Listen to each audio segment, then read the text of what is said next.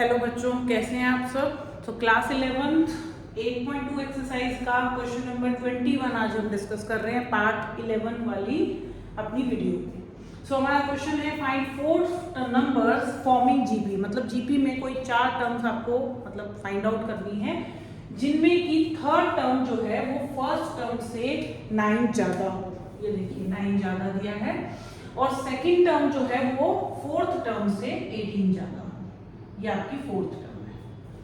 तो इसी हिसाब से हम यहाँ पर सबसे पहले अपने लेट करते हैं। Let terms B A R square and A R cube. यही 4 टर्म्स होंगी आपकी।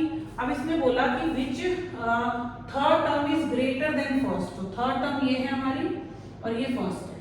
तो थर्ड टर्म मतलब AR2, फर्स्ट टर्म मतलब A, और इन दोनों का जो डिफरेंस है दैट इज 9। ये हमारी फर्स्ट इक्वेशन होगी। उसके बाद सेकंड टर्म जो है वो फोर्थ वाली से मतलब AR का AR क्यूब के साथ वो उससे ग्रेटर है। सेकंड टर्म जो है वो ग्रेटर है फोर्थ से। तो इसका मतलब AR और AR क्यूब का जो डिफरेंस है वो 18 है। ये हमारी सेकंड टर्म है। अब इन दोनों टर्म्स को हमको या इक्वेशंस को हमको सॉल्व करना है। तो देखिए फर्स्ट इक्वेशन लेते हैं पहले फ्रॉम फर्स्ट वाली से अगर मैं a कॉमन ले लूं तो r² - 1 बचेगा हमारे पास, इक्वल टू कितना है 9। उसके बाद इसी तरीके से हम सेकेंड इक्वेशन में से भी कॉमन लेंगे, AR कॉमन आएगा 1 - r²। अब इन दोनों को अगर मैं डिवाइड करूं तो मेरे ब्रैकेट तभी कट सकते हैं जब ये r² - 1 और 1 - r² सेम हो। उसको सेम करने के लिए हम फर्स्ट या फिर सेकेंड इक्वेशन के अंदर अपना माइनस साइन कॉमन लेंगे। तो मैं फर्स्ट इक्वेशन में माइनस साइन कॉमन ले रही हूँ। हमारी second equation as it is रहेगी। अब हम क्या करेंगे, इन दोनों को डिवाइड कर देंगे। ठीक है, तो फर्स्ट डिवाइडेड बाय सेकेंड। जब फर्स्ट को सेकेंड से डिवाइड करेंगे तो -a/AR आएगा। ये दोनों ब्रैकेट्स कैंसिल हो जाएंगे और इधर 9/18 का मतलब 1/2 आ जाएगा। a से a कैंसिल। रिमेनिंग पोर्शन देखिए आपके पास आया 1/-1/r। तो r की वैल्यू हुई -2। तो ये r की वैल्यू हो गई आपकी। अब हमें इससे क्या कैलकुलेट करनी है, पुट r = -2 इन फर्स्ट या सेकंड दोनों में से किसी में भी सब्स्टिट्यूट कर देंगे। तो हमारी इक्वेशन थी a, यहाँ पर हम r की वैल्यू डालेंगे -2 जो कि होगा 4 - 1। तो a की वैल्यू हो गई 3। तो हमारे पास हमें तो चारों टर्म्स भी फाइंड आउट करनी है। तो देखिए चारों टर्म्स निकालने के लिए क्या करेंगे, हमारी पहली जो टर्म है वो a थी। तो हमारी जीपी जो होगी पहली बनेगी a का मतलब है 3। फिर था AR मतलब a और r मल्टीप्लाई मतलब -6। उसके बाद AR² मतलब कि 3 × 4 मतलब कि 12। और फोर्थ टर्म क्या होगी AR³ मतलब कि 3 × -8।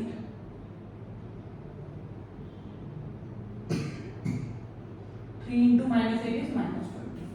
तो ये 4 टर्म्स है आपकी जो कि जीपी फॉर्म भी करती है और उनके बीच में ये वाला रिलेशन भी होएगा।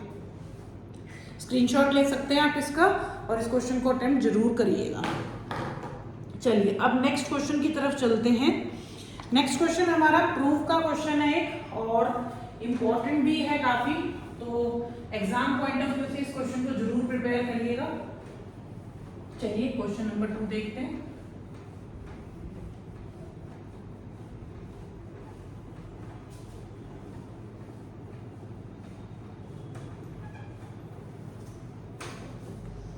now हमारा क्वेश्चन नंबर 22 है, if pth, qth and rth terms of a GP are a, b and c। ठीक है, प्रूव दैट हमें यहाँ पर प्रूव करना है a⁻q - r, b⁻r - p and c⁻p - q। ठीक है, तो हमें यहाँ पर कुछ वैल्यूज नहीं दी गई हैं, लेकिन हमको यहाँ पर दिया गया है कि हमारी pth टर्म जो है वो a के बराबर है। तो इसको हम क्या लिख सकते हैं, जैसे कि हम फिफ्थ टर्म को लिखते हैं ए आर की पावर 4, मतलब एक माइनस करके, तो पी ए टर्म का मतलब होगा ए आर की power P minus 1 which is equal to A. अब यहाँ पे ए जो है ना आप कैपिटल ए लेना, अदरवाइज क्या होगा कि गिवन ए और जो हमारी फर्स्ट टर्म है इनमें कंफ्यूजन हो सकती है, इसलिए मैंने यहाँ पर फर्स्ट टर्म को कैपिटल ए लेट किया है और कॉमन रेशियो को आर ले लिया है। नेक्स्ट हमें क्यूएथ टर्म दी हुई है, क्यूएथ टर्म जो बी के बराबर है, तो इसका मतलब होगा ए आर की पावर क्यू माइनस 1, ये बी के बराबर है, और आर एथ टर्म जो है वो सी के बराबर दी है, तो ए आर की पावर आर माइनस 1, ठीक है। और आर भी मैं आपको सजेस्ट करूंगी आर भी कैपिटल कर लीजिए, क्योंकि यहाँ पे थर्ड टर्म जब हमने निकाली तो हमने क्या देखा, कॉमन रेशियो भी आर ही बन रहा है और ये आर भी वही आर एथ है, तो इसीलिए हम यहाँ पर कॉमन रेशियो को कैपिटल आता है। आप मेंशन कर सकते हैं यहाँ पर कि हमारी जो फर्स्ट टर्म है ये हम ए लेट कर रहे हैं और कॉमन रेशियो जो है इसको हम कैपिटल आर ले रहे हैं, ठीक है। तो ये इसको मेंशन करने से आपकी कंफ्यूजन नहीं होगी। आगे बढ़ते हैं, अब हमें जो क्वेश्चन में प्रूव करना है उसका एलएचएस साइड लेंगे। एलएचएस साइड में इधर स्पेस क्रिएट कर लेते हैं थोड़ा सा, देखिए तो हमारी एलएचएस के अंदर दिया है हमें a raise to the power q minus R, b raise to the power r minus p and c raise to the power p minus p, ये हमारी एलएचएस है। अब इसको आगे सॉल्व करने के लिए हमें जस्ट क्या करना होगा, यहाँ पर हमें small a small b small c तीनों की वैल्यूज हमने जो निकाली है सब्स्टिट्यूट करनी है। तो a के प्लेस पे हम डालेंगे a r की पावर p माइनस 1 और इसकी होल पावर हो गई q माइनस आर। उसके बाद b के प्लेस पे हम लिखेंगे a r की पावर q माइनस 1 और होल पावर कितनी हो जाएगी r माइनस p। उसके बाद a r की पावर r माइनस 1 और होल पावर कितनी हो जाएगी p माइनस q, ठीक है। अब इसे सॉल्व करना है, ये जो q माइनस r है ये कैपिटल A के ऊपर भी पावर बनेगा और r के ऊपर भी पावर बनेगा, तो ये बन गया a की पावर q माइनस r की power p minus 1 and q minus r। उसके बाद a की power r minus p, r की power q minus 1 and r minus p, और फिर लास्ट में ये a की power p minus q and r की power r minus 1 and p minus q। थोड़ा सा कॉम्प्लिकेटेड जरूर लगेगा लेकिन क्वेश्चन बिल्कुल डिफिकल्ट नहीं है। अब ध्यान से देखिए, यहाँ पर जो कैपिटल A की पावर्स हैं उसको मैं सर्कल करके दिखा रही हूँ, ये है, फिर ये है और एक ये है। अब इन तीनों को हमें कंबाइन करना है क्योंकि इन तीनों के ही बेसिस सेम है, और अगर इनके बेसिस सेम है तो इनकी पावर जो हो जाएंगी वो क्या हो जाएंगी, ऐड हो जाएंगी, ठीक है। तो मैं सबसे पहले लिख रही हूँ a और इनकी पावर्स को सबको ऐड करके, तो जो भी हो गया q minus r minus p and p minus q। Same इसी तरीके से r को भी लेंगे, r के अंदर हमारे पास है p minus 1 and q minus r, उसके बाद plus q minus 1 and r minus p, और फिर plus r minus 1 and p minus q।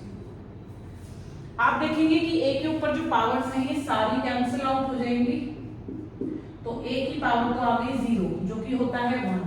अब बचा r के ऊपर जो पावर है उसे आपको सिंपलीफाई करना है, दोनों ब्रैकेट को मल्टीप्लाई करेंगे, pq minus pr minus q plus r, फिर ये मल्टीप्लाई हो जाएगा qr minus qp minus r plus p, उसके बाद ये मल्टीप्लाई हो जाएगा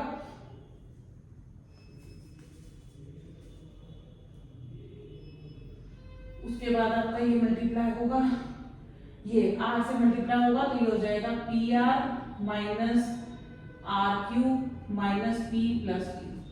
आप देखेंगे ये भी सारे जैसे कि pq कैंसिल हो जाएगा आपका, ये रहा pr से pr, q से q कैंसिल, r से आपका r कैंसिल, p से p कैंसिल और ये से कैंसिल। तो यहाँ पर आपके पास a की पावर भी 0 आ जाएगी और कैपिटल R की पावर 0, 1 into 1 होता है 1, तो RHS आपका प्रूव हो जाएगा इस तरीके से।